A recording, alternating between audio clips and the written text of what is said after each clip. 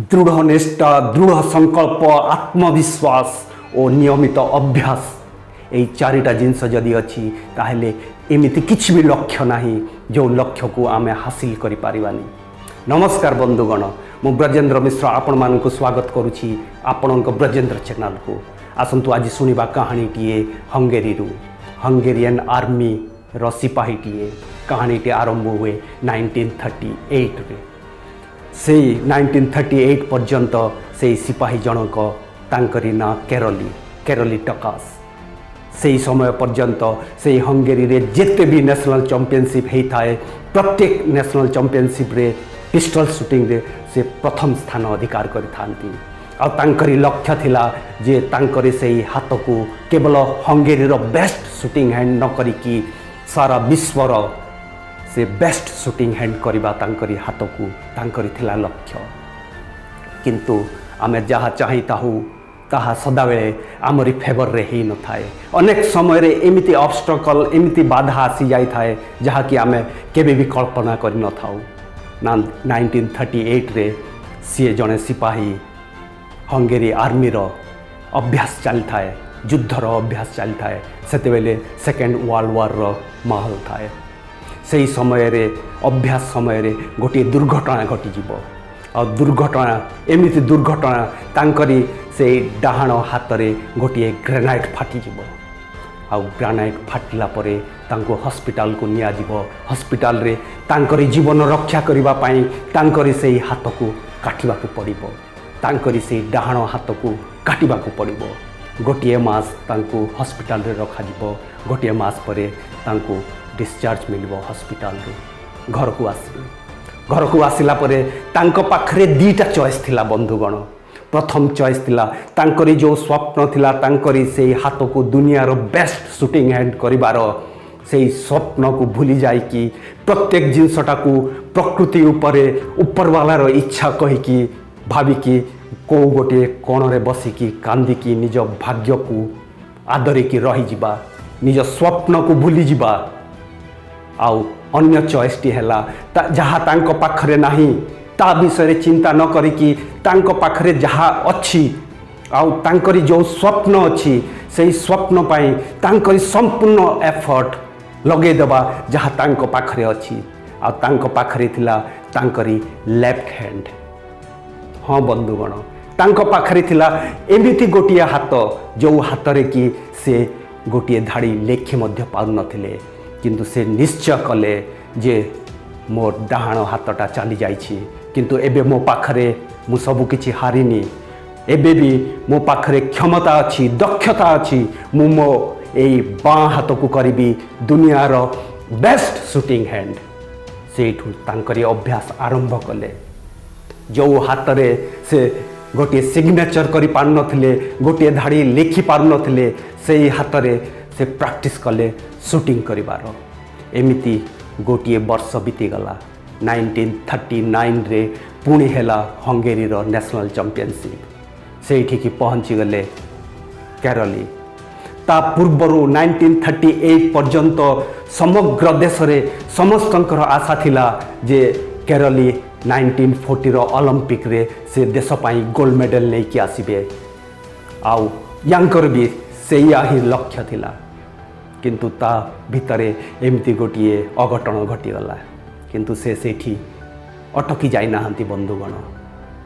समस्ते भाविले जे केरली एबे आओ शूटिंग करि पारिबेनी। 1939 रे जेतेबेले से कंपटीशन ग्राउंड को पहुंचंती समस्ते तांको भव्य स्वागत करिवे। कहिबे देखंतु एया कहंती स्पोर्ट्समैन स्पिरिट। सेठी जेते जन पार्टिसिपेंट थिबे समस्ते आसिकी केरली को कहिबे आमे बहुत बहुत निजको भाग्यवान मन करूछु जे आपण एते किछि घटीगला परे भी आसीचंती एठिकी आमरी उत्साह बढ़ेवा पाई। हाँ बंधुगण, केरली से समय रे कहिबे आपण माने बेसी खुशी हुअंतुनी। मो एठिकी आपणक उत्साह बढ़ेवा पाई आसीनी। मो एठिकी आसीची आपणक सांगरे कंपटीशन करिवा पाई। आपण माने रेडी हो जातु मो सांगरे कंपटीशन करिवा पाई।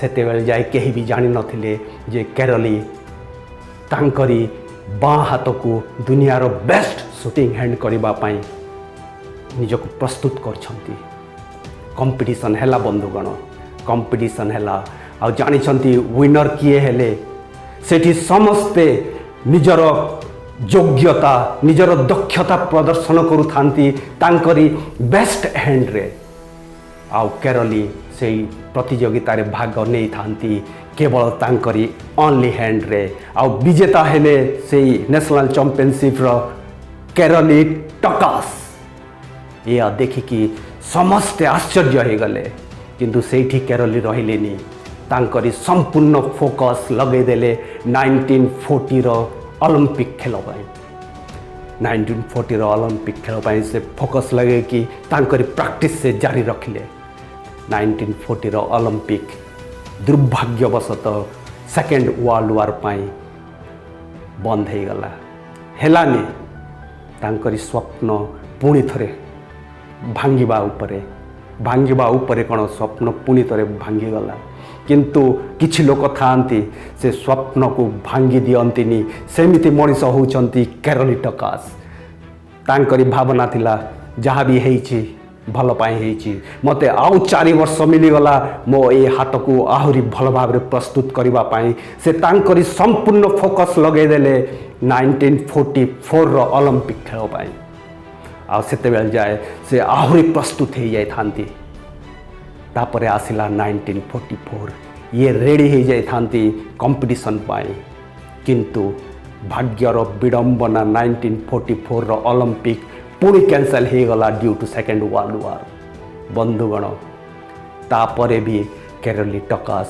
भांगी पड़ी नथिले तांकरी पूरा फोकस लगई देले 1944 परे 1948 रो ओलंपिक पाई समय आसिला 1948 रो ओलंपिक से समय रे से पहुँची गले ओलंपिक मैदान को समस्ते कंपटीशन करुथांती निजर बेस्ट हैंड को लेकिन आ ये तांकरी ओनली हैंड को रेडी करी थांती 10 वर्ष जाए 1938 रु 1948 पर्यंत 1938 रे तांकरी बयस थिला 28 वर्ष आउ 1948 रे तांकरी बयस 38 वर्ष से समय रे तांकरी जेतिकी भी कंपटीशन थिले कंपिटिटर थिले समस्ते तांकठु खूब यंग एनर्जेटिक 20 22 23 25 वर्ष किंतु केरली टकास 38 तापरे कंपटीशन आरंभ हैला ओलंपिक खेल रे आउ बंधुगण से ओलंपिक रे से गोटे इतिहास रचिले समस्ते तांकरी बेस्ट हैंड रे कंपटीशन दौ थांती केरली तांकरी ओनली हैंड रे कंपटीशन करू थांती आउ विनर हेले केरली टकास आउ से हेले गोल्ड मेडलिस्ट तांकरी स्वप्न से पूरा करी देले असंभव को संभव करिकी आम समस्त को देखई देले किंतु बंधुगण सेथिरे भी केरली अटकी गलेनी तापरे पुणी तांकरी अभ्यासटा जारी रही थाए नेक्स्ट ओलंपिक को 1952 ओलंपिक रे 1952 ओलंपिक रे पुणी पार्टिसिपेट कले पुणी से ही कंपटीशन रे गोल्ड मेडल लेले आउ से समय रे से ओलंपिक इतिहास रे गोटे इतिहास मध्य लिखि गले ता पूर्वरु एमिति केही खेलाड़ी नथिले जे कि सेम इवेंट रे दी थर दी वर्ष लगातार गोटे इवेंट पाई दी थर गोल्ड मेडलिस्ट होते या कहती जुनून या कहती निष्ठा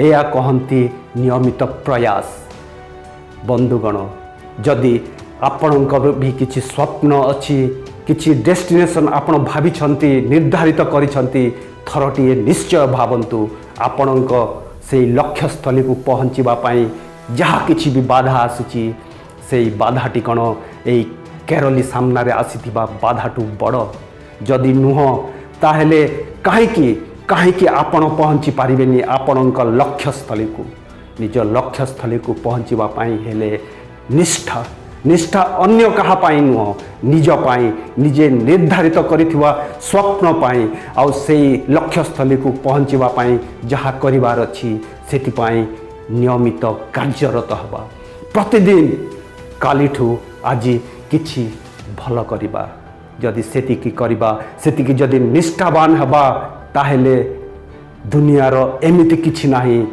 जे कि आपणको आपणक लक्ष्यस्थली को पहुँचवा पाई बाधा सृष्टि करिबो खाली सेतिकी भी नुह बंधुगण जो दिन सेतिकी डिटर्मिनेशन से कमिटमेंट आपणक भितर आसीजिब ताहेले एई विश्वर समस्त अदृश्य शक्ति भी लागिजिबे आपणक पछरे आपणकर से स्वप्न को साकार करिबा पाई।